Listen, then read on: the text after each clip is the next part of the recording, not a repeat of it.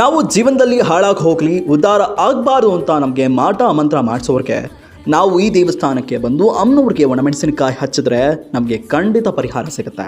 ನಾವು ಇವತ್ತು ಬಂದಿರೋದು ಶಿವಮೊಗ್ಗದ ಏರ್ಪೋರ್ಟ್ ಮುಂಭಾಗದಲ್ಲಿರುವಂತಹ ಶ್ರೀ ಪ್ರತ್ಯಂಗಿರಾ ದೇವಿ ದೇವಸ್ಥಾನಕ್ಕೆ.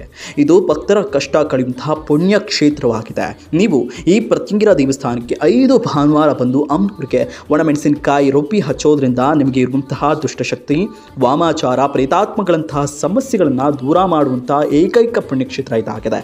ಅಷ್ಟೇ ಅಲ್ಲದೆ ಭಕ್ತಾದಿಗಳಿಗೆ 3 ಹೊತ್ತು ಊಟದ ವ್ಯವಸ್ಥೆ ಮಾಡಲಾಗಿತ್ತು, ಅದು ಶ್ರೀ ಪ್ರತ್ಯಂಗಿರಾ ದೇವಿ ಅಮ್ಮನವರ ಕೃಪೆಯಿಂದ. ಅಷ್ಟೇ ಅಲ್ಲದೆ ದೇಹದಲ್ಲಿ ಎಂಥದ್ದೇ ಆರೋಗ್ಯ ಸಮಸ್ಯೆ ಇದ್ದರೂ ಕೂಡ ಅಮ್ಮನವರ ಉತ್ಸಾಹ ಮೂರ್ತಿ ನಿಮ್ಮ ಮೇಲೆ ಹಾದು ಹೋದರೆ ಸಾಕು. ಹಾಗೆ ಇಲ್ಲಿರುವಂತಹ ಅಮ್ಮನವರು ಸ್ವಯಂ ಮೂರ್ತಿಯಾಗಿ ನೆಲೆಸಿರುವಂಥದ್ದು.